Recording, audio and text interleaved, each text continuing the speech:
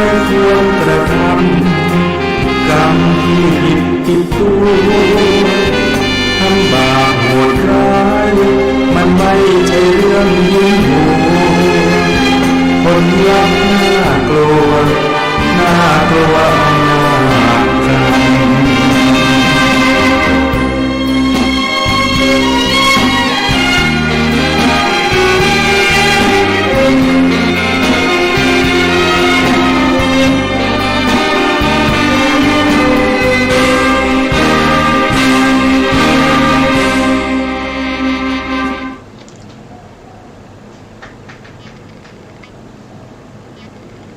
พุทธังสรณังคัจฉามิ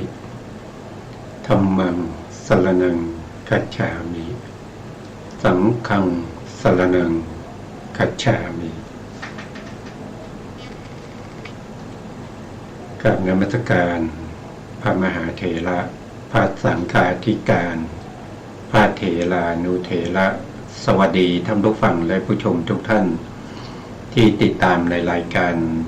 พระไตรปิฎกลอยฟ้าครั้งนี้เป็นครั้งที่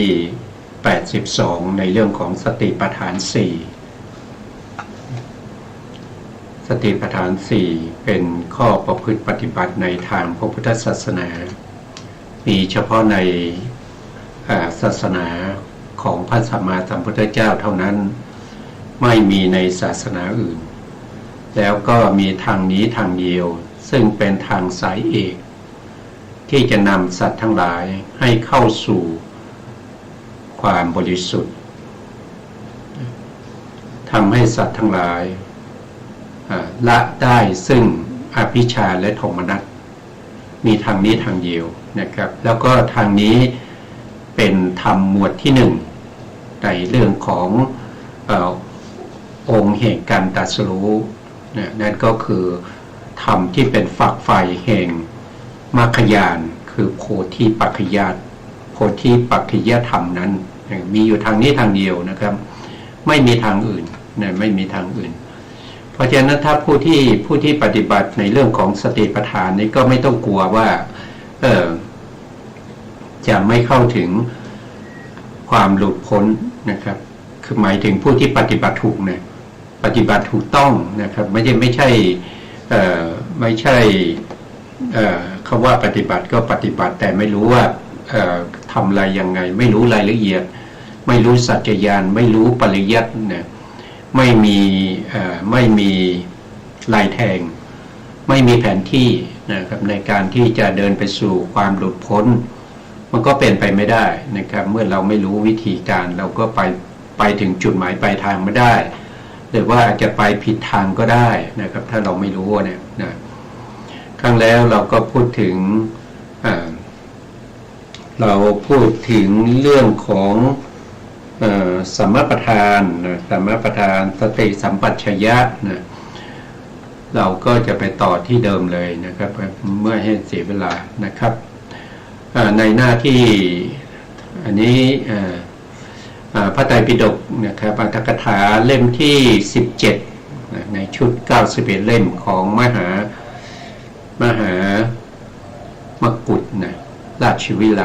นะครับจะอยู่ในหน้าที่ตอนนี้เราเรียนอยู่ในหน้าที่671นะครับนะในบทว่าตาปีเป็นต้นพระพุทธองค์ได้ตรัสว่าสัมมาประธานสัมมาประธานคืออะไรคือความเพียรนะครับความเพียรที่เป็นไปในวิปัสสนาความเพียรที่เป็นไปในสมถะวิปัสสนาความเพียรที่เป็นไปในมรรคจิตผลจิตนะครับก็เรียกว่าเป็นสัมมาประธานสัมมาประธานได้แก่ความเพียรความเพียรชอบหรือใช้ศัพท์ว่าอาตาปีในที่นี้ท่านใช้คำว่าอาตาปีความพยายามในการที่จะละอกุศลที่เกิดขึ้นแล้วพยายามที่จะป้องกันอกุศลที่อาจจะเกิดขึ้นใหม่ไม่ให้เกิดขึ้นพยายามทำให้กุศลที่ยังไม่เกิดให้เกิดขึ้นแล้วก็รักษากุศลที่เกิดขึ้นแล้วให้เจริญยิ่งขึ้นไปความเพียรนี้ท่านบอกว่าเป เป็นเหตุทำให้กิเลสเล่าร้อนยังไงนะครับเล่าร้อนยังไงนะถ้าผู้ที่ปฏิบัติธรรมเนี่ยท่านก็จะเห็นได้นะครับท่านก็จะเห็นได้ถึงสภาวะของกิเลสเล่าร้อนอาจจะรู้สึกได้ด้วยทางใจนะรู้สึกได้ด้วยทางใจนะมันกิเลสที่ถูกอาตาปีเนี่ยเป็นผู้ที่กำจัดเป็นผู้ที่ละนะครับจึงทำให้ผู้ที่มีกิเลสนั้นนะครับตัวกิเลสนั้นเล่าร้อนเพราะกิเลสทุกครั้งเนี่ยไม่ได้ถูกกำจัดนะครับปล่อยให้เป็นไปตามธรรมชาตินะครับธรรมชาติจิตของเราก็จะไหลไปสู่ในสภาวะธรรมที่เป็นไปในอารมณ์ของกิเลสทั้งหลายไม่ว่าจะเป็นโลภะกิเลสนะโทสะกิเลสโมหะกิเลสทิฏฐิกิเลสนะมานะกิเลสอาหิริกากิเลสอโนตปากิเลสอุทธัจจกิเลสทีฆะกิเลสแล้วก็วิจิกิจฉากิเลสอารมณ์ของเราก็จะไหลอยู่ในกิเลสเหล่านี้นะแล้วกิเลสเหล่านี้ยังเป็นเหตุเป็นปัจจัยให้เราได้รับความทุกข์นะได้รับความทุกข์แล้วก็ยังเป็นเหตุเป็นปัจจัยสร้างภพสร้างชาตินะครับให้เราต้องมาเวียนว่ายตายเกิดอีกเพราะฉะนั้นกิเลสเหล่านี้เมื่อถูกความเพียรคือสัมมาประธานในการที่ละในการละเป็นครั้งนะเขาเรียกว่าตถางฆ่าประหารแต่เมื่อมีตถางฆ่าประหารโดยตัววิริยะเนี่ยเป็นตัวละอกุศลธรรมที่เกิดขึ้นในใจเป็นครั้งนะก็จะทำให้ความรู้สึกของบุคคลที่มีกิเลสเป็นประจำเนี่ยเกิดความเล่าร้อนคือรู้สึกได้ทางใจนะครับไม่ใช่รู้สึกในทางกายนะครับรู้สึกได้ทางใจว่ามันเล่าร้อนนะเราจะเห็นความเล่าร้อนเหล่านี้นะครับที่เรากำจัดอกุศลเหล่านี้แล้วก็กิเลสเล่าร้อนอย่างนี้เป็นเหตุเป็นปัจจัยนะครับถ้าเราทำบ่อยๆนะครับก็จะเราเมื่อมีสติสัมปชัญญะเข้าไปเห็นว่าอกุศลที่เกิดขึ้นนั้นถูกความเพียรกำจัดอยู่บ่อยๆนะเมื่อเห็นอย่างนั้นจิตจะเปลี่ยนสภาวะของความเล่าร้อนกลับมาเป็นความรู้สึกเบิกบานแล้วก็รู้สึกว่ามันปิ่มพอได้เห็นอะไรได้เห็นความจริงที่ปิดบังเรามานานนะครับเรามานานเพราะจิตของเราเนี่ยเต็มไปด้วยอกุศลเมื่อเราได้เห็นว่าอกุศลที่เกิดขึ้นกับเราเนี่ยถึงแม้ว่ามันเป็นไปโดยธรรมชาติอยู่ทุกวันนะทุกเมื่อเชื่อวันนะครับตั้งแต่เช้าจนถึงเข้านอนนะครับไม่เคยรู้ไม่เคยเห็นเหล่านี้มาก่อนเมื่อเรามาประพฤติปฏิบัติ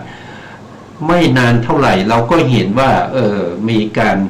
ละสิ่งเหล่านี้ไปนะซึ่งเป็นสิ่งที่เราเพิ่งรู้ว่าโลภะที่มีความยินดีไปติดใจในเรื่องของรูปารมณ์นะครับมันเป็นสภาวะธรรมที่มันเล่าร้อนนะครับมันเล่าร้อนมันเล่าร้อนทำให้จิตใจของเราเนี่ยเศร้าหมองไปด้วยนะก็เมื่อเห็นความจริงก็จะรู้ว่าเกิดความภูมิใจเกิดความภูมิใจว่าเราเห็นเจ้าแล้วนะเจ้าเป็นสภาวะธรรมที่เป็นอกุศลนะเราสามารถที่จะละสภาวะธรรมเหล่านี้ได้ละกิเลสเหล่านี้ได้นะครับก็จะเปลี่ยนสภาพนะครับเปลี่ยนสภาพมาตัดกรรมฐานที่ได้สำเร็จประโยชน์ทุกอย่างนะครับได้สำเร็จประโยชน์ทุกอย่างหรืออุบายในการบริหารกรรมฐานด้วยสติสัมปชัญญะนะครับสติแล้วก็สัมปชัญญะสติก็คือ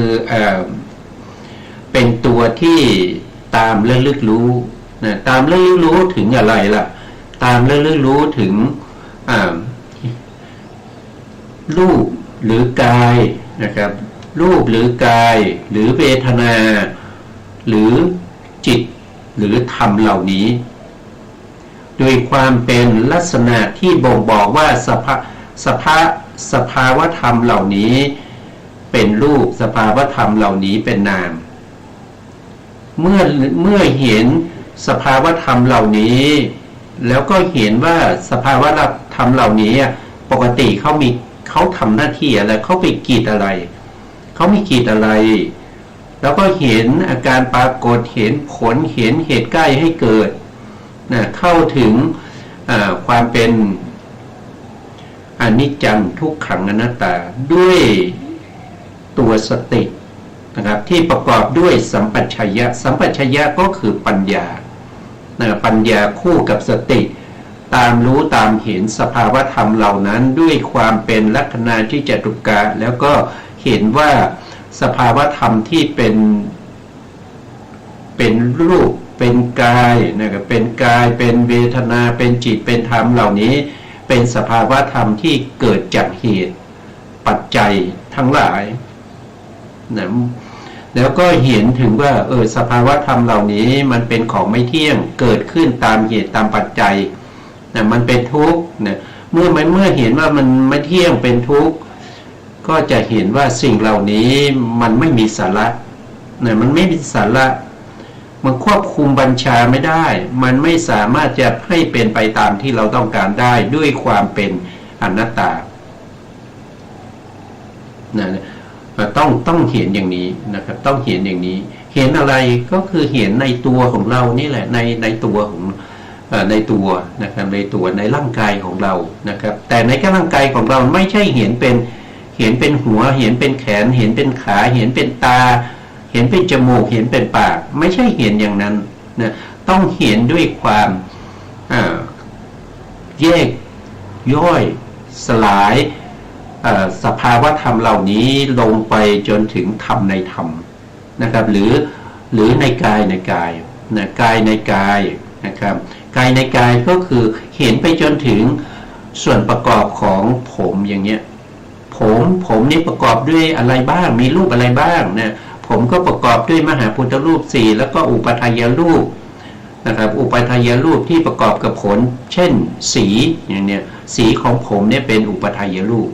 แล้วก็มีรูปเท่าไหร่ในผมใช่ไหมครับมีกามชักลาสีนะครับมีกามชักที่ผมเนี่ยนะที่คนของผมเนี่ยก็จะมีเขาเรียกว่ากามชักลานี้เป็นสภาวะของภาวะรูปนะครับภาวะรูปคืออะไรก็คือผมผู้หญิงผู้ชายนะก็จะมีสภาวะของอิทธิภาวะทัสสะกลาบหรือปุริสะภาวะทัสสะกลาบนะครับคนหนึ่งก็จะมีแค่อย่างเดียวนะครับไม่ใช่มีทั้งอิทธิภาวะแล้วก็ปุริสภาวะนะถ้าเป็นผู้ชายก็มีเฉพาะปุริสภาวะนะเขาเรียกว่าเป็นภาวะทัสสะกลาบภาวะก็คือสภาวะของความเป็นอะไรเป็นชายเป็นหญิงอย่างเงี้ยนะมีอยู่10ก็คือทัสสะนะทัสสะแปลว่า10รูปกลาบที่ประกอบด้วยรูปเล็กๆ10รูปนะแล้วก็มีอะไรอีกมีภาวะทัสสะกลาบแล้วก็มีกายทัสสะกลาบกายทัสสะกลาบก็คือมีอีก10รูปนะครับที่ประกอบกันนะครับอยู่ในผมนั้นนะก็รวมเป็น20รูปนอกจากนั้นยังมีจิตตชรูปอีก8เขาเรียกว่าอวินิโพครูป8ที่เกิดจากจิตนะอวินิโพครูป8ที่เกิดจากอุตุอวินิโพครูป8ที่เกิดจากอาหารอีกนะรวมแล้วก็ได้เท่าไหร่8 3 24บวกกับภาวะทัสสะกลาบ10ก็เป็นเท่าไหร่เป็น34บวกกับภาวะทัสสะกลาบ10ก็เป็น34บวกกับกายทัสสะกลาบอีก10ก็เป็นอีกเท่าไหร่เป็น44รูปอย่างเนี้ยก็ต้องรู้ไปถึงตรงนั้นถ้าไม่รู้อย่างนั้นเราก็ไม่มีปัญญาเราก็ไม่มีสติปัญญานะครับเมื่อไม่มีสติปัญญาไม่สามารถที่จะกำหนดรู้ถึงสภาวธรรมเหล่านั้นเราก็ไม่สามารถที่จะเห็นได้ว่า สภาวะธรรมเหล่านี้มันมีการเกิดขึ้นตั้งอยู่ดับไปเรารู้เราเห็นเพราะว่าอะไรเพราะว่าได้ยินได้ฟังมาอันนั้นไม่เข้าถึงความเป็นวิปัสสนานะครับวิปัสสนาต้องรู้แจ้งเห็นจริงรู้แจ้งเห็นจริงในสภาวะเหล่านี้สภาวะเหล่านี้ปรากฏอยู่ทุกเวลาเราจะนั่งจะยืนจะนอนจะหลับจะตื่นสภาวะธรรมเหล่านี้มีอยู่แล้วเพียงแต่เราไม่มีสติเราไม่มีปัญญาที่จะเข้าไปเห็นเท่านั้นเองนะเราจะฝึกยังไงให้เข้าถึงตรงนั้นนะครับอันนี้ก็จะมีขยายต่อไปในนิเทศต่อไปนะครับตอนนี้เราอยู่ในส่วนที่เป็นเราอยู่ในส่วนที่เป็นเขาเรียกว่าเป็นอุเทศวาระนะครับอุเทศวาระก็คือหมายถึงพูดหัวข้อนะครับพูดแต่หัวข้อย่อๆนะครับพูดแต่หัวข้อย่อๆนะครับแล้วเราจะไปเรียนนิเทศอีกทีในเรื่องของกายานุปัสสนาสติปัฏฐานทั้ง14ปัปพะนะครับมีตั้งแต่อานาปานสติอานาปานสติปัปพะแล้วก็อิริยาบถปัปพะสัมปชัญญะปัปพะกายคตาสตินะครับหรือเรียกว่าปฏิกูลนะครับปฏิกูลปัปพะแล้วก็มีธาตุนะครับ5ก็คือธาตุนะครับธาตุ4นะธาตุปะธาตุแล้วก็จะมีเรื่องของซากศพอีก9มีอีก9ปัปพะนะครับศพที่เพิ่งตายได้วัน2วันไปจนถึงกระดูกเป็นผุยผงนะครับก็จะไปถึงตรงนั้นรวมแล้วก็จะมีอยู่14ปัปพะนั่นคือรายละเอียดที่เราจะศึกษากันต่อไปในส่วนที่เป็นนิเทศของสติปัฏฐานนะครับตอนนี้เรายังพูดในเรื่องของอุเทศอยู่นะอุเทศวาระอีกในหนึ่งนะครับตัดสมถะนะสมถะคืออะไรสมถะก็คือสมาธินะสมาธินี่หมายถึงตรงไหนนะครับสมาธินี่หมายถึงสมาธิในถ้าว่าโดยวิปัสสนาเนี่ยวิปัสสนาเนี่ยเป็นส่วนที่เป็นโลกิยะเพราะฉะนั้นสมถะที่เป็นไปก็คือสมาธิที่เป็นไปในมหากุศลสมาธิที่เป็นไปในมหากุศลไม่ว่าจะเป็นมหากุศลประเภทญาณวิปยุตหรือญาณสัมปยุตตรงนั้นจะมีสมาธินะครับสมาธิตรงนั้นที่เข้าถึงสามารถที่จะเข้าเห็นนามรูปปริเฉทญาณสามารถที่จะเข้าถึงปัจจยปริฆหญาณสามารถที่จะเข้าถึงสมัสนญาณอุทยพยิญาณพังคญาณเหล่านี้เป็นสมาธิที่มีกำลังเป็นอุปจารสมาธินะครับที่มีสมาธิมากกว่าอุปจารสมาธิเป็นอัปปนาก็ใช้ไม่ได้ในวิปัสสนามาใช้ไม่ได้นะครับการเห็นวิปัสสนาต้องเป็นอุปจารสมาธิเป็นสมาธิเฉียดต่ออัปปนาเฉียดต่อฌานแต่ไม่ถึงฌานแต่ถ้าใช้คณิกาสมาธิเป็นสมาธิชั่วขณะก็ไม่สามารถที่จะทำให้เห็นถึงความไม่สามารถทำให้เห็นถึงความเป็นรูปเป็นนามได้นะครับความเป็นเหตุปัจจัยของรูปนามได้ไม่สามารถเข้าถึงอนิจจังทุกขังอนัตตาได้นะแต่ถ้าเห็นเนี่ยเห็นโดยการศึกษาโดยการฟังมาแล้วก็นึกคิดไต่ตองไปตามนั้นก็เห็นได้แต่ไม่ได้เห็นแจ้งโดยการประจักษ์นะครับไม่ได้เห็นของจริงนะไม่ได้เห็นของจริงนะครับก็เปรียบเสมือนกับว่าเราไปที่วัดหนึ่งใช่ไหมครับเขาก็บอกว่าวัดนี้มีพระครูมีพระครูนี้นะครับพระครูอะไรเดียว พระครูมงคลเนี่ยพระครูมงคลเนี่ยเป็นเจ้าอาวาสนะครับเราก็รู้ว่าพระครูมงคลเนี่ยเป็นเจ้าอาวาสเราเคยเห็นไหมเราไม่เคยเห็นตัวนะครับเราไม่เคยเห็นตัวท่านเลยเรารู้ว่าวันนี้มีพระครูมงคลเนี่ยเป็นเจ้าอาวาสเรารู้นะครับไปเมื่อไหร่เราก็ไม่เคยพบท่านนะครับไม่เคยเห็นนะครับแต่ถ้าเรามีกำลังของสมาธินะครับเทียบเท่าอุปจารสมาธิในขณะที่เราปฏิบัติวิปัสสนา วันนั้นเราก็จะได้พบท่านจะได้รู้ว่าพระครูมงคลเนี่ยท่านรูปร่างเป็นอย่างนี้นะแล้วก็หน้าตาเป็นอย่างนี้อันนี้ท่านพระครูมงคลเป็นเจ้าวาดวัดนี้เนี่ย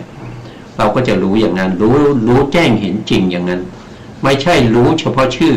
นะครับไม่ใช่รู้เฉพาะชื่ออันนั้นเป็นวิธีปฏิบัตินะเป็นวิธีที่ต้องทำให้เกิดขึ้นนะการเกิดขึ้นนั้นคืออะไรก็คือการที่อาตาปีเนี่ยไปกำจัดเสียซึ่งกิเลสทั้งหลายแล้วก็ทำให้สติสัมปชัญญะนะครับสติและปัญญาเนี่ยมีกำลังนะครับแล้วก็มีสมถะ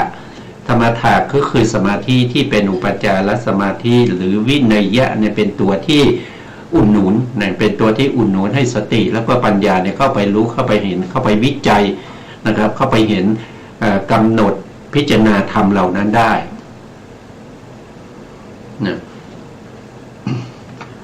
ที่ได้มาด้วยอำนาจของกายานุปัสสนานะครับอันนี้กายานุปัสสนา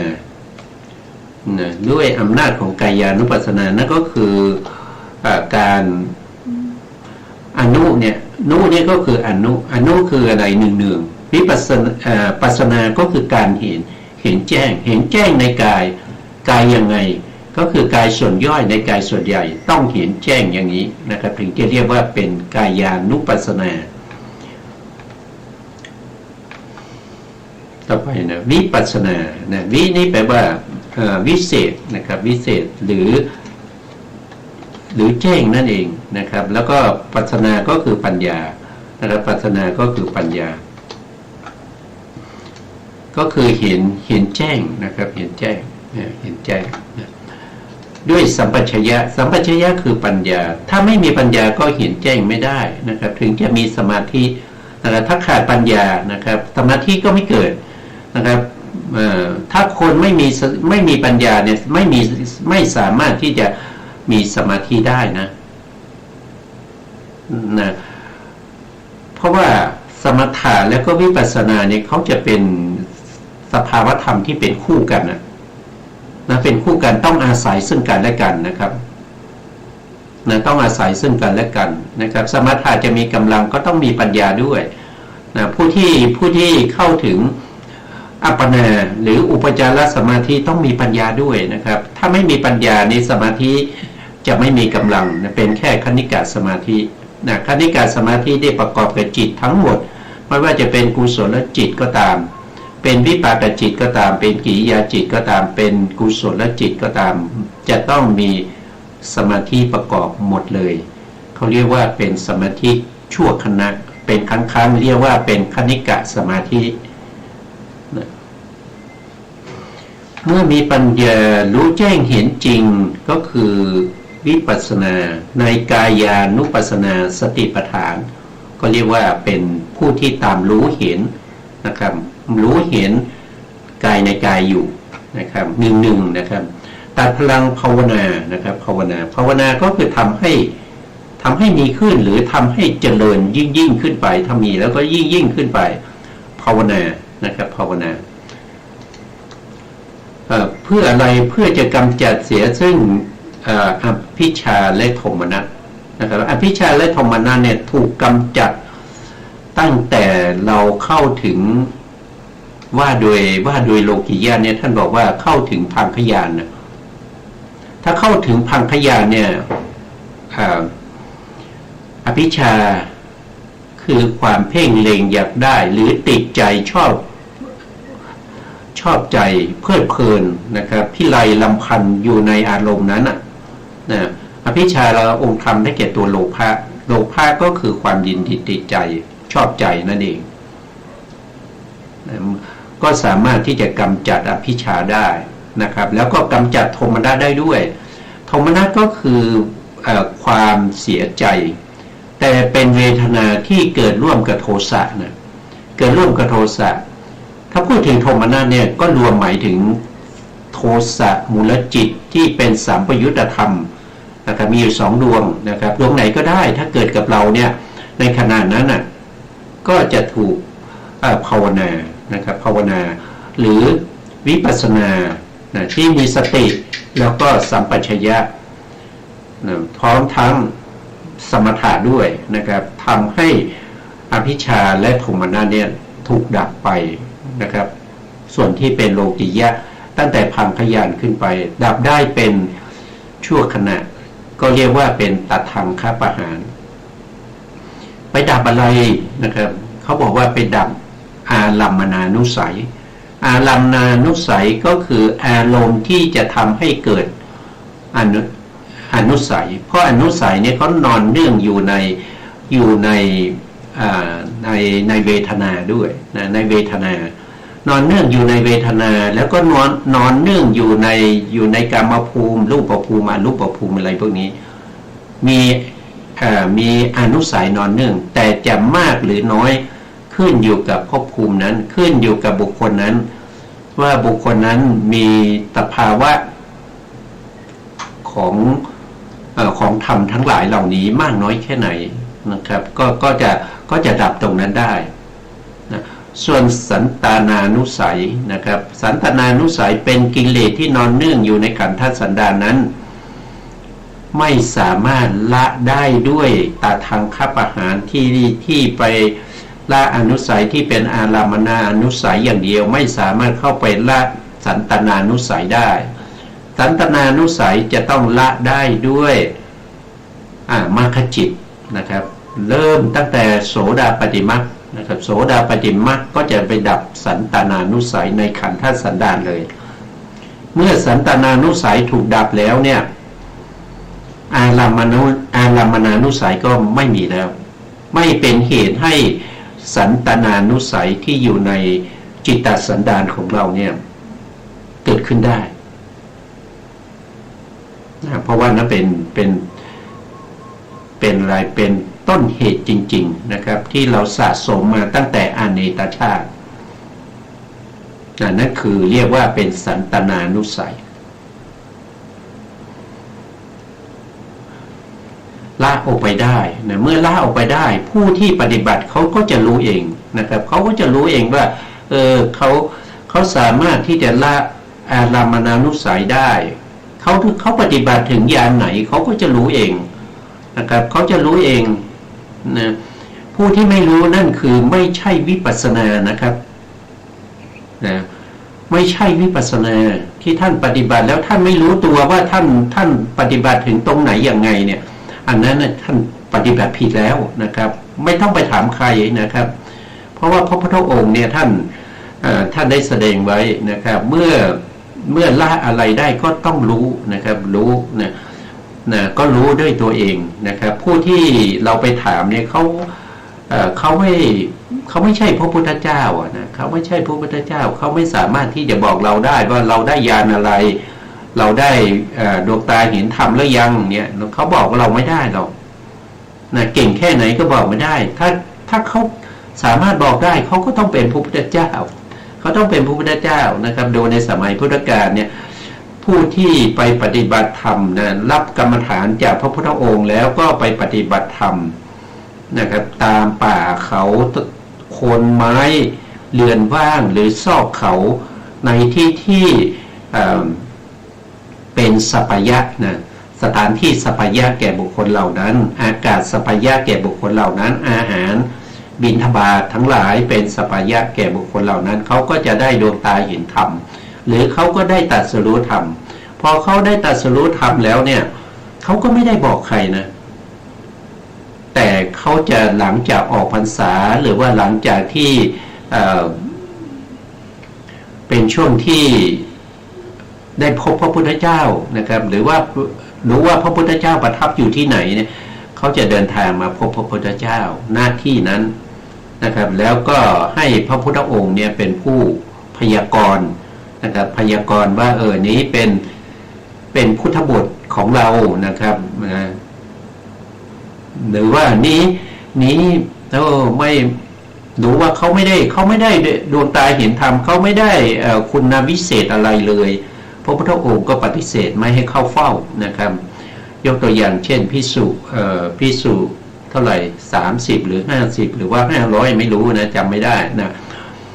รับกรรมฐานแล้วก็ไปปฏิบัติธรรมพอออกพรรษาก็เข้าใจว่าตัวเองเนี่ยสำเร็จแล้ว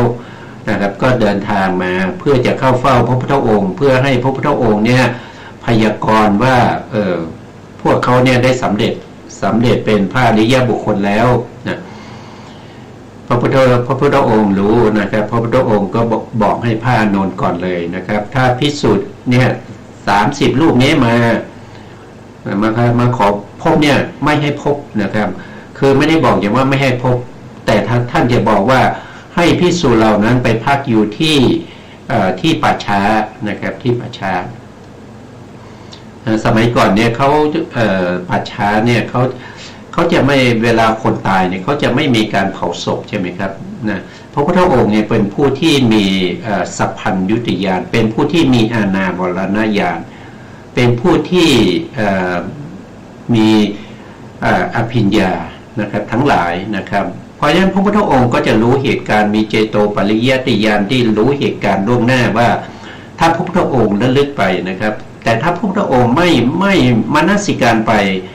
นะพระพุทธองค์ไปมนสิการอย่างอื่นก็ไม่สามารถจะรู้ในส่วนที่ไม่ได้มนสิการ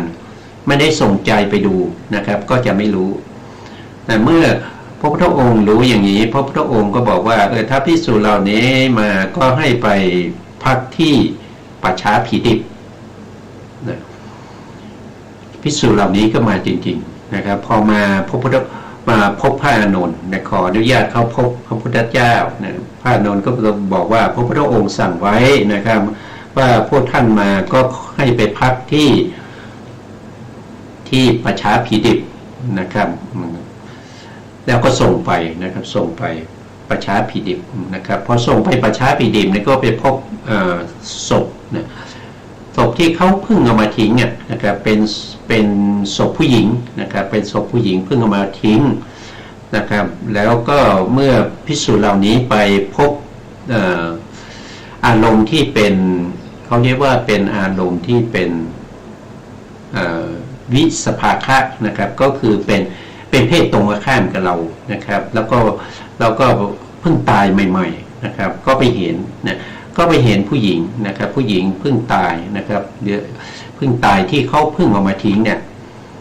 ภิกษุเหล่านั้นก็เกิดกามราคะนะครับโอ้ภิกษุเหล่านั้นจึงเข้าใจว่าโอ้จริงๆแล้วเราไม่ได้คุณธรรมอะไรเลยเกิดกามราคะนะครับเพราะฉะนั้นภิกษุเหล่านั้นก็สังเวชเกิดความสังเวชแล้วก็พยายามประพฤติปฏิบัตินะครับโดยใช้อสุภกรรมฐานนะครับเป็นอารมณ์นะครับแล้วก็ไม่ช้านะภิกษุเหล่านั้นก็ได้เป็นพระอรหันต์นะครับได้เป็นพระอรหันต์เมื่อเป็นพระอรหันต์แล้วพระพุทธองค์ก็ให้พระอานนท์ไปตามนะครับให้ไปตามมานะพอตามมาแล้วพระพุทธองค์ก็พยากรณ์ว่าพวกนี้เป็นพุทธบุตรเป็นบุตรของเรานะครับเป็นผู้ที่มีคุณธรรมของความเป็นพระอริยะเนี่ยครับก็จะเป็นลักษณะอย่างนั้นนะไม่มีใครนะครับในสมัยพุทธกาลเนี่ยอย่างพระสารีบุตรพระโมคคัลลานะพระมหากัสสปะหรือพระกัจจายนะนะครับหรือพระอานนท์หรือว่าเป็นพระอนุรุทธะนะเป็นพระผู้ใหญ่ทั้งหลายเนี่ยไม่มีใครเลยที่จะเป็นผู้ที่พยากรณ์ให้แก่ลูกศิษย์ของตัวเองว่านี่คุณเป็นโสดาบันแล้วนะนี่คุณเป็นอนาคามีนะนี่คุณเป็นพระอรหันต์แล้วนะไม่มีครับไม่มีนะครับไม่มีนะมีแต่พระพุทธองค์เท่านั้นที่จะเป็นผู้ที่พยากรณ์ได้นะเพราะฉะนั้นก็เราก็ต้องรู้นะครับในพระสูตรหลายพระสูตรนะครับที่ท่านบอกไว้นะครับในท้ายๆพระสูตรนะครับเมื่อเบื่อหน่ายจิตย่อมคลายกำหนัดนะครับเมื่อจิตคลายกำหนัดก็รู้ชัดว่าจิตของเราคลายกำหนัดนะก็ตรงนี้นะครับรู้ชัดนี่คือเรารู้ชัดเราย่อมรู้ชัดนั่นแสดงว่าผู้ปฏิบัติต้องรู้เองนะครับต้องรู้เองไม่ใช่ให้คนอื่นมารู้ให้นะครับคนอื่นที่จะรู้ให้เรานะมีแต่พระพุทธเจ้านะครับแต่ปัจจุบันนี้พระพุทธเจ้าท่านปรินิพพานไปแล้วนะครับปรินิพพานไปแล้วตั้ง 2,500 564 ปีแล้วนะครับไม่มีใครแล้วตอนนี้ที่จะมาพยากรณ์ให้เราได้นะครับเพราะฉะนั้นเราต้องมีความรู้ความเข้าใจในเรื่องของวิธีการปฏิบัติในเรื่องของสัจญาณในคำสอนของพระพุทธเจ้านะครับเพื่อที่จะเอาไปเป็นแผนที่เพื่อที่จะเอาไปเป็นข้อชี้นำในการที่จะประพฤติปฏิบัติอันนั้นเป็นวิธีที่ถูกที่สุดนะครับแล้วเราจะเอาจากไหนล่ะคำสอนเหล่านี้ก็ในพระไตรปิฎกในอัตถกถาฎีกานุฎีกาโยชนาคันธีมีมากมายพระไตรปิฎกก็มีถึง 84,000 พระธรรมขันธ์น่าจะมีพระธรรมขันธ์ใดพระธรรมขันธ์หนึ่งที่มันตรงกับอัธยาศัยของเรานะครับเราก็จะใช้ข้อธรรมเหล่านั้นในการที่จะประพฤติปฏิบัตินะมีถึง 84,000 ไม่มีสักข้อเลยเหลือที่จะมันตรงกับจริตของเรามันถ้าไม่มีก็ไปดูในอัตถกถานะอัตถกถาก็มีมากมายนะอัตถกถาฎีกานุฎีกาก็เยอะแยะนะครับที่จะเป็นแนวทางเป็นข้อปฏิบัติของเรานะครับเราจะได้เป็นสัมมาทิฏฐินะถ้าเราไม่รู้ไม่เข้าใจปฏิบัติเขาให้ทำอะไรก็ต้องทำเพราะเราไม่รู้เราไม่เข้าใจเราต้องถวายชีวิตให้แก่ครูบาอาจารย์ใช่ไหมครับเขาให้เราทำอะไรเราก็ต้องทำแล้วการทำของเรามันจะเป็นไปอย่างที่เขาให้เราทำไหมเขาไม่สามารถบอกได้นะว่าคุณปฏิบัติแล้วคุณตอนนี้คุณเป็นโสดาบันเนี่ยเขาบอกไม่ได้นะตอนนี้คุณได้ผลแล้วนะเป็นคุณเนี่ยได้วิปัสสนาชั้นสูงแล้วใกล้จะถึงโสดาบันแล้วเขาบอกไม่ได้เขาไม่รู้นะไม่มีใครรู้ครับนะไม่มีใครรู้นะตามหลักฐานเนี่ยไม่มีใครรู้นะอันนี้คือความสำคัญของพระปริยัตินะปริยัติเนี่ยเขานับเป็นอายุของพระศาสนาเลยนะถ้าเมื่อไหร่ที่ปริยัติยังมีเนี่ยศาสนานั้นยังไม่สลายนะยังมีอยู่นะครับคำว่าปริยัติในที่นี้หมายถึงว่าพระไตรปิฎกอัตถกถาฎีกานุฎีกาเหล่านั้นที่มี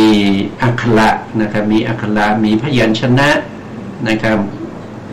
แล้วก็ต้องมีคนรู้และก็เข้าใจในข้อความเหล่านั้นด้วยแต่ถ้าไม่มีผู้ที่รู้เข้าใจเรามีพระไตรปิฎกแต่พระไตรปิฎกของเราเนี่ยเป็นภาษาอะไรก็ไม่รู้ใช่ไหมครับเป็นอักษรอะไรก็ไม่รู้อ่านก็ไม่ออกอย่างนี้เราถือว่าศาสนาสิ้นแล้วนะศาสนาหมดแล้วเพราะว่าไม่มีใครรู้ถึงจะมีพระไตรปิฎกก็ไม่มีใครอ่านได้ไม่มีใครที่จะอธิบายได้ว่าข้อความในพระไตรปิฎกนั้นเขาหมายความว่ายังไงอันนั้นคือศาสนาหมดไปแล้วนะศาสนาหมดไปแล้วเพราะปริยัติเนี่ยเป็นอายุของพระศาสนาไม่ใช่การปฏิบัตินะไม่ใช่เรื่องของศีลนะแต่เรื่องของปริยัติเนี่ยเป็นอายุของพระศาสนานะครับเราก็ต้องเข้าใจตามที่พระพุทธองค์แสดงไว้นะตามที่อัตถกถาจารย์เนี่ยนะครับหรือปกิณกะเทศนาของพระสัมมาสัมพุทธเจ้าที่ยกขึ้นสู่พระไตรปิฎกไม่ได้แล้วมาทำสังคายนาเป็นอัตถกถาเนี่ยเราต้องเข้าใจตรงนี้นะครับเราต้องเข้าใจตรงนี้นะพูดไปก็จะไปไกลนะครับมาเข้าสู่เนื้อหาของเราต่อไปนะครับต่อไปท่านก็จะอธิบายคำว่าอนุปัสสีนะอนุปัสสี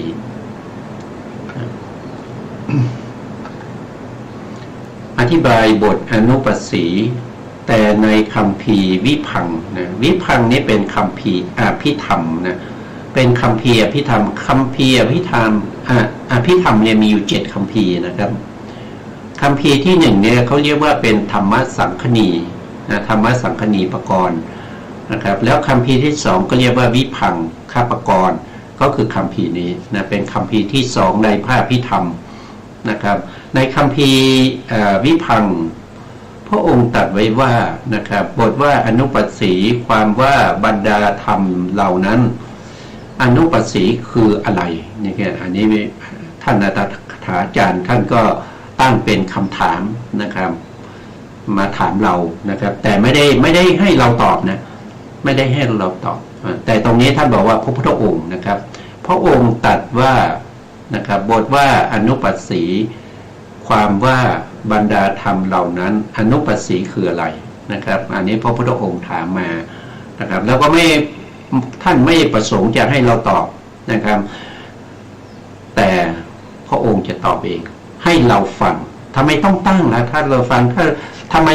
ไม่แสดงไปเลยทำไมต้องมาถามอีกนะครับก็บอกว่าถ้าตั้งคำถามแล้วเนี่ยผู้ฟังเนี่ยจะเข้าใจแล้วก็จดจำได้ง่ายแต่ถ้าแสดงไปเรื่อยๆเนี่ยบางส่วนมากนะผู้ฟังก็จะจดจำไม่ได้นะครับก็จะลืมนะครับเพราะฉะนั้นก็เลยตั้งเป็นปัญหาขึ้นมาเพื่อให้ผู้ฟังเนี่ยเพื่อกระตุ้นให้ผู้ฟังเนี่ยเกิดความสนใจแล้วก็ใส่ใจในเรื่องในคำว่าอนุปัสสีหรืออนุปัสนามันคืออะไรนะท่านบอกว่านะครับคือปัญญานะครับท่านแสดงแล้วนะครับท่านไม่รอให้เราตอบนะถ้าเราตอบเราก็ตอบไม่ถูกนะท่านบอกว่าคือปัญญานะครับปัญญาการรู้ทั่วถึงนะครับการรู้ทั่วถึงในที่นี้ปัญญาที่รู้ทั่วถึงนั่นคืออะไรปัญญาที่รู้ทั่วถึงนั่นก็คือเอาวิปัสสนาญาณทั้ง16ญาณในมาวังแล้วก็ปัญญาที่เข้าไปรู้ในวิปัสสนาญาณต้องเป็นไปตามลำดับแต่ละขั้นตอนนะครับหรือบางท่านอาจจะไม่ค่อยถูกอัธยาศัยในเรื่องของวิปัสสนาญาณก็ไปนำเอาวิสุทธิ7มาใช่ไหมวิสุทธิ7นะวิสุทธิ7นั้นมีอะไรบ้างนะครับลำดับขั้นตอนของวิสุทธิ7คืออะไรนะในวิสุทธิ7ท่านก็จะแสดงไว้นะครับเช่นนะหนึ่งก็คือศีลวิสุทธิอย่างนี้คือบุคคลที่จะมีความเห็นถูกต้องในกายานุปัสสนานะครับในจิตานุปัสสนาหรือเวทนาหรือจิตธรรมอะไรก็ตามเบื้องต้นจะต้องมีศีลนะจะต้องมีศีลนั้นจะต้องบริสุทธิ์แล้วก็ต้องผุดผ่องด้วยนะครับบริสุทธิ์ผุดผ่องนะครับเป็นที่รองรับกุศลธรรมกุศลธรรมชั้นสูงต่อไปนั่นก็คือได้แก่กุศลธรรมชั้นสูงก็คือได้แก่สมถะแล้วก็วิปัสสนานี่เป็นเบื้องต้นของวิสุทธินะครับศีลวิสุทธิแล้วก็ต่อมาก็จะเป็นอะไรเป็นทิฏฐิวิสุทธิเป็นจิตตวิสุทธิเท่าที่ศีลวิสุทธิจิตตวิสุทธิจิตตวิสุทธิก็คือสมาธินะครับก็คือสมาธิที่เป็นไปในสัมมาสมาธิสมาธิที่เป็นไปกับอุปจารสมาธิหรืออัปปนาสมาธินะก็มุ่งหมายเอาสมาธิ2อย่างนะครับ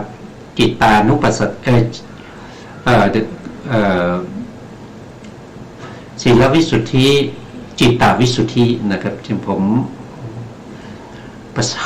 ความจำไม่ค่อยดีแล้วนะครับความจำไม่มีปัญหานะครับมีปัญหาเรื่องความจำอายุมากนะครับอายุมากขึ้นมาก็ปัญหาเรื่องความจำนะครับประกอบกับมีโรคประจำตัวคือเวียนหัวบ่อยๆนะก็เลยทำให้ความจำนี้เสื่อมนะครับความจำเสื่อมไปนะนั่นเป็นเรื่องส่วนตัวไม่เกี่ยวกันนะครับหนึ่งคือศีลวิสุทธินะครับอันนี้เรามีศีลบริสุทธิ์แล้วเราจึงมาศึกษาในเรื่องของสติปัฏฐานนะครับนั่นแสดงว่าศีลเราบริสุทธิ์ผุดพองแล้วพร้อมที่จะรองรับซึ่งสมถะแล้วก็วิปัสสนาแล้วเราก็มาศึกษาสติปัฏฐานนะครับซึ่งเป็นคุณธรรมชั้นสูงกว่าศีลใช่ไหมครับทีนี้ศีลวิสุทธิแล้วก็มาจิตตวิสุทธิจิตตวิสุทธิคือสมาธิสมาธิที่มุ่งหมายเอาอุปจารสมาธิแล้วก็อัปปนาสมาธิจากสมาธิคือจิตตวิสุทธิแล้วก็มาทิฏฐิวิสุทธิระดับที่3นี่คือทิฏฐิวิสุทธิทิฏฐิวิสุทธินั่นก็คือหมายถึงญาณที่1นะครับก็คือญาณที่1ก็คือนามรูปปริเฉทญาณนะครับตรงกับทิฏฐิวิสุทธิคือเห็นแจ้งเห็นจริงในสภาวะของธรรมที่เป็นรูป นะครับหรือเรียกว่าเป็นกายานุปัสสนาสติปัฏฐานหรือว่าเป็นเวทนาก็เรียกว่าเวทนานุปัสสนาสติปัฏฐานหรือเป็นจิตก็เรียกว่าจิตตานุปัสสนาสติปัฏฐานเป็นธรรมก็เรียกว่าธรรมานุปัสสนาสติปัฏฐานอันนี้ถ้าเรารู้แจ้งเห็นจริงในสภาวะธรรมของความเป็นรูปเป็นนามนะครับแยกรูปแยกนามได้แยกในที่นี้คือแยกด้วยจิตนะไม่ใช่แยกด้วยการศึกษาเล่าเรียนแต่แยกด้วยการประจักษ์แจ้งเป็นประจักษ์ดังว่าสภาวะอย่างนี้เป็นรูปแล้วก็เป็นรูปอะไรเป็นมหาพุทธรูปหรือว่าเป็นอุปทายรูปแล้วในแต่ละส่วนของมหาพุทธรูปอุปทายรูปที่รวมกันเป็นรูปกะลาบนะในผมมีรูปกะลาบเท่าไหร่นะครับผมขนเล็บฟันหนังพวกนี้มีรูปกะลาบเท่าไหร่นะครับหรือว่าในจักขุประสาทมีรูปกะลาบเท่าไหร่จักขุประสาทโสตประสาทคานะประสาทชิวหาประสาทกายประสาทพวกนี้มีรูปประกอบกันเท่าไหร่รูปที่เป็นรูปกะลาบนะครับต้องรู้ด้วยการประจักษ์รู้ด้วยการปฏิบัตินะครับรู้จากจิตนะครับไม่ใช่รู้จากการฟังการได้ยินมาการเรียนมาอันนั้นเป็นสัจจญาณความสำคัญนะมีความสำคัญนะครับไม่ใช่ไม่มีความสำคัญแต่อยู่ในระดับเบื้องต้นเบื้องต้นของศาสนาต้องมีนะครับสัจจญาณนี้ต้องมีนะปริยัติต้องมีนะครับต้องเป็นเบื้องพื้นฐานนะครับในการที่จะเอาเป็นลายแทงในการที่จะเดินทางไปเสาะแสวงหาซึ่งทรัพย์ทั้งหลายที่เป็นอริยทรัพย์อริยทรัพย์ทั้งหลายเนี่ยต้องหาด้วยปริยัติสัจจญาณเหล่านี้ต้องมีนะครับไม่ใช่ไม่สำคัญนะต้องมีแต่เมื่อเรามาปฏิบัติเนี่ยเราไม่ได้นึกคิดไต่ตองไปตามปริยัตินะครับแต่ต้องรู้แจ้งเห็นจริงรู้แจ้งเห็นจริงในสภาวธรรมของความเป็นรูปเป็นนามเป็นลักษณะอย่างนี้เป็นเครื่องหมายบ่งบอกว่าอันนี้คือรูปลักษณะอย่างนี้เครื่องหมายนี้บ่งบอกว่าเป็นเวทนาอะไรพวกนี้เราต้องรู้แจ้งเห็นจริงด้วยการประจักษ์แจ้งจากจิตในจิตของเรานะครับ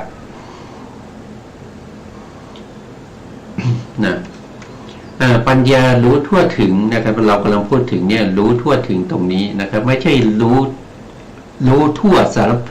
กายอะไรพวกนี้นะครับคือรู้ทั่วถึงในนามรูปปริฉีทญาณนะครับว่ามีลักษณะที่จตุกายยังไงนะครับแล้วก็นามรูปทั้งหลายเหล่านี้มีปัฏฐานคือเหตุปัฏฐานคืออาการปรากฏก็คือเป็นผลนะครับแล้วก็มีปัฏฐานคือเหตุใกล้โทษทีปัฏฐานคือเหตุใกล้นะครับให้เกิดนะครับให้เกิดอะไรให้เกิดสภาวะธรรมของความเป็นรูปเป็นนามเหล่านี้แล้วก็เวลาเกิดขึ้นแล้วเขามีอาการปรากฏยังไงอันนั้นคือปัจจุปฐานนะครับต้องรู้ชัดแจ้งเห็นจริงนะครับอันนั้นคืออย่างที่สองเรียกว่าปัจจยปริฆหายานนะครับต้องรู้ทั่วถึงอย่างนี้นะครับแล้วก็จะรู้ทั่วถึงความเกิดขึ้นตั้งอยู่ดับไปนะครับของรูปนามเข้าถึงสภาวะของความเป็นอนิจจังทุกขังอนัตตาว่ารูปนามเหล่านี้ไม่ใช่ตัวไม่ใช่ตนเป็นไปแต่ความเป็นไปในสภาวะของความไม่เที่ยงเป็นไปในสภาวะของความเป็นทุกข์แล้วก็เป็นไปในสภาวะของความเป็นอนัตตาไม่ใช่สาระไม่ใช่แก่นสารนะครับไม่ใช่ตัวไม่ใช่ตนว่างเปล่าจากความเป็นตัวตนนะครับว่างเปล่าจากความเป็นบุคคลเป็นชีวะนะครับว่างเปล่าจากสภาวะธรรมของความเป็นสัตว์เป็นบุคคลนะครับว่างนะครับไม่ได้มีนะครับไม่มีความเป็นสัตว์เป็นบุคคลนะครับไม่มีความเป็นชีวะนะครับไม่ยั่งยืนนะครับไม่มันว่างอะไรก็คือว่าแต่ว่าถามว่าขันธ์รูปขันธ์มีไหมนะครับรูปขันธ์มันมีนะครับแต่ในรูปขันธ์เนี่ยมันว่างจากความเที่ยงนะมันว่างจากความเที่ยงว่างจากความสุขแล้วก็ว่างจากความเป็นอัตตามันจึงเป็นความไม่เที่ยงแล้วก็เป็นทุกข์แล้วก็เป็นอนัตตา นะไม่ใช่เป็นสิ่งที่เป็นสาระไม่ใช่เป็นแก่นสารนะเป็นสภาวะธรรมที่เกิดขึ้นมาตามเหตุตามปัจจัยแล้วก็จะดับไปตามเหตุตามปัจจัยสภาวะธรรมเหล่านี้เกิดสืบต่อกันไปเรื่อยๆนับพบนับชาติไม่ได้นะเป็นมาตั้งแต่ในอดีตที่ยาวนานมากนะครับแล้วก็จะเป็นไปอย่างนี้อีกไม่รู้จะไปสิ้นสุดที่ไหนก็เป็นอยู่อย่างนี้เราก็ไม่รู้เราก็ปล่อยเขาจะเป็นยังไงเขาปล่อยเขาเป็นไปนะครับเขาก็จะเป็นไปในรูปในอบายอย่างเงี้ยกลายเป็นจากมนุษย์แล้วก็ไปเป็นอบายไปเป็นสัตว์เดรัจฉานอย่างเงี้ยไปเป็นเปรตเป็นอสุรกายเป็นสัตว์นรกนะครับได้รูปที่เป็นสัตว์นรกมานะมันก็เป็นเรื่องที่ขาดทุนนะครับขาดทุนเพราะเราเป็นมนุษย์แล้วไปเกิดเป็นสัตว์อบายเนี่ยมันก็เป็นการขาดทุนนะครับถึงแม้ว่าเราจะได้กลับมาเกิดเป็นมนุษย์เนี่ยมันก็ถือว่าขาดทุนนะครับก็ยังถือว่าขาดทุนเพราะอะไรเพราะว่าเราไม่รู้อะไรเราไม่รู้สัจธรรมเราไม่รู้ทุกข์หนีทุกข์นะครับรูปนี้มันเป็นทุกข์เราก็ไม่รู้นะครับอันนี้เป็นเหตุให้เกิดทุกข์นะครับทุกขสมุทัยเราก็ไม่รู้นะเราก็ไม่รู้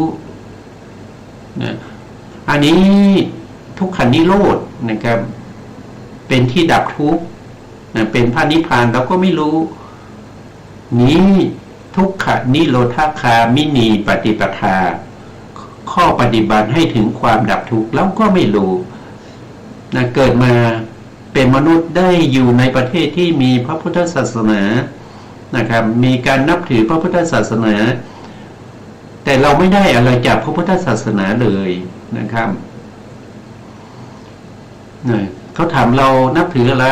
นะครับนับถือศาสนาไหนก็พระพุทธศาสนาเขาถามมาว่าพระพุทธเจ้าคือใครก็ตอบไม่ได้นะครับต่อไปก็ผิดนะครับพระพุทธเจ้าคือเจ้าชายสิทธัตถะเนี่ยมันผิดแล้วมันไม่ถูกนะครับพระพุทธเจ้าไม่ใช่เจ้าชายสิทธัตถะเจ้าชายสิทธัตถะเขาเป็นพระโพธิสัตว์เป็นพระโพธิสัตว์นะครับพระพุทธเจ้าคือผู้ที่ตรัสรู้อะไรตรัสรู้อริยสัจสี่นะครับตรัสรู้อริยสัจสี่คืออะไรอริยสัจสี่เพราะธรรมที่พระพุทธองค์ตรัสรู้เขาเรียกว่าเป็นเยียธรรม5ประการนะครับหนึ่งคือสังขารธรรมอย่างเงี้ยสังขารธรรมสองคือลักวิการรูปเนี่ยสามคือลักขณะรูปนะสี่คืออะไรสี่พระนิพพานนะห้าคืออะไรห้าคือบัญญัติแต่ก็มีรายละเอียดของธรรมเหล่านี้ไปอันนี้คือผู้ที่เป็นพระพุทธเจ้าผู้ที่เป็นพระพุทธเจ้าต้องตรัสรู้สภาวธรรมเหล่านี้ที่เป็นไปตามเหตุตามผลนะครับในเรื่องของปฏิจจสมุปบาทอย่างนี้ต้องเป็นผู้นี้ถึงจะเป็นพระพุทธเจ้าผู้ที่มีคุณสมบัติอย่างนี้นะครับเป็นพระพุทธเจ้าพระพุทธเจ้าไม่ใช่เจ้าชายสิทธัตถะนะครับเจ้าชายสิทธัตถะนั้นเป็นแค่พระโพธิสัตว์นะครับยังไม่ได้บรรลุเป็นพระพุทธเจ้าพระพุทธเจ้าต้องมีการตรัสรู้อริยสัจสี่ถึงจะเป็นพระพุทธเจ้าได้นะครับเวลาที่เขาถามมานะครับเราก็ต้องรู้นะครับเพราะเราจะได้ไม่เสียชื่อว่าเป็นชาวพุทธนะก็ยังถึงตรงนี้อยู่นะครับในความหมายคือว่าโดยทั่วเนี่ยทั่วอะไรนะครับเนี่ยตรงเนี้ยนะครับเมื่อกี้พูดถึงนะครับว่าทั่วไปในอะไรก็คือทั่วไปในสมถะและวิปัสสนาและสัมมาทิฏฐินะครับที่เป็นไปในสัมมาทิฏฐินะครับไม่ใช่รู้ทั่วในเรื่องของกายเวทนาจิตธรรมในส่วนที่เป็นมิจฉาทิฏฐินะก็คือปฏิบัติผิดนะไม่ใช่อย่างนั้นนะครับเมื่อรู้ทั่วสิ่งเหล่านั้นต้องเป็นไปในสัมมาทิฏฐินะครับนี้เรียกว่าเป็นอานุปัสสนาตามเห็นเนืองๆนะครับด้วยปัญญาตามเห็นเนืองๆด้วยปัญญาผู้ที่ตามเห็นเนืองๆด้วยปัญญา นะครับที่เห็นในเรื่องของกายเวทนาจิตธรรมผู้นั้นจะได้ชื่อว่าอนุปัสสีนะผู้ที่ตามเห็นนะก็จะชื่อว่าอนุปัสสีแต่การตามเห็นนะตามเห็นด้วยปัญญานะครับปัญญาเรียกว่าอนุปัสสนาภิกษุเข้าถึงนะครับเข้าถึงเรียบร้อยแล้วเข้าถึงแล้วเข้าถึงเรียบร้อยแล้วเข้าไปถึงแล้วถึงพร้อมแล้วประกอบด้วยอนุปัสสนานะครับก็คือเป็นผู้ที่เข้าถึงอะไรก็คือเข้าถึงวิปัสสนาญาณนะครับเข้าถึงวิปัสสนาญาณถ้าสูงสุดก็เข้าถึงมรรคเข้าถึงผลนะครับ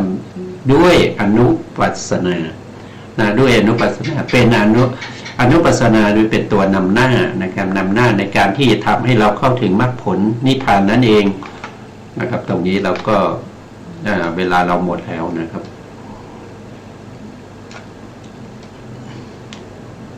เวลาหมดก็ต้องคืนเวลาให้ทางสถานีต่อไปนะครับ สถานีขอกราบขอบพระคุณพระครูสมุทรวิสุวัฒน์วรกิจโจผู้อำนวยการสถานีวิทยุเพื่อการศึกษาพระพุทธศาสนาและวัฒนธรรม FM 104.5 เมกะเฮิรตซ์วัดไฟหินจังหวัดเชียงใหม่และขอกราบขอบพระคุณพระครูปริยัติยานุศาสตร์ขอบคุณท่านผู้ฟังและผู้ชมทุกท่านที่ติดตามในรายการพระไตรปิฎกลอยฟ้าพบกันใหม่ในโอกาสต่อไปครับวันนี้ลาไปก่อน